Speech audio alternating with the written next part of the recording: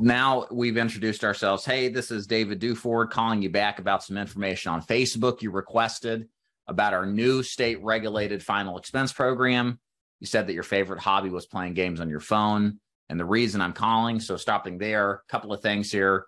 We're telling them why we're calling, right? People have a short attention span, so we got to let them know exactly why we're even bothering them in the first place, right? And so in this case, we're calling because you would request, just tell them what they did. You requested information on Facebook about our new state-regulated final expense program. Notice I say about the new, emphasize new, state-regulated final expense program. All right, I like to emphasize new. And then, excuse me, I also like to make sure I say final expense program. We don't say the I word at this point in the presentation, right? Setting appointments in person, this applies exactly the same to you face-to-face agents as well as telesales. If we say insurance too soon, people become triggered. They think we're going to sell them something. Their brain shuts down and don't want to deal with us anymore because they run the risk that we might take their money and they may buy something that they don't want. So instead, what we do is we describe what we do with more words than necessary. It's not an attempt to obfuscate or to confuse. It's an attempt to keep the mind of the prospect open long enough so we can get into a presentation after building some rapport. Does that make sense? Because if we say too much too soon, then what happens is, understandably, people get worried. They get confused. They wonder what the intentions are. Again, think about it this way if you have an issue with it. We would never open up a sales call and say, hey, my name is David Duford. I'm calling to sell you a final expense life insurance plan. It's going to be somewhere between $50 and $100 a month. Who do you want your beneficiary to be?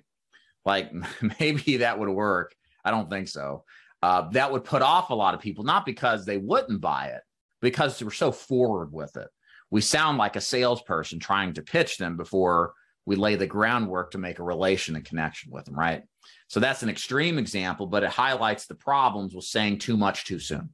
There is a sequence of events that have to happen before we can tell them exactly what it is in descript words, what we're going to do, sell them a life insurance policy. So we call it state-regulated final expense plan. It perks their ears up. They're kind of interested. We call it a new state-regulated final expense program for that reason as well, to, again, get them to lean in a little bit longer and not hang up the phone or be threatened that we're trying to sell them.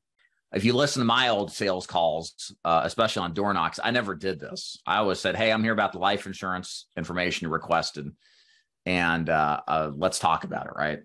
So, and it worked. I mean, I got into doors that way. But the problem with it is that it's going to turn off a lot of people being that direct. It's better to describe it indirectly because the goal is to just get into a presentation. There may be some people who say, well, I'm not interested. They were at the time when they sent it back, but their mind is maybe slightly shifted against it. And you're kind of putting them back on their heels, or maybe they had some kind of life insurance plan you could replace or, improve upon because it was inferior, but you gave too much information too soon.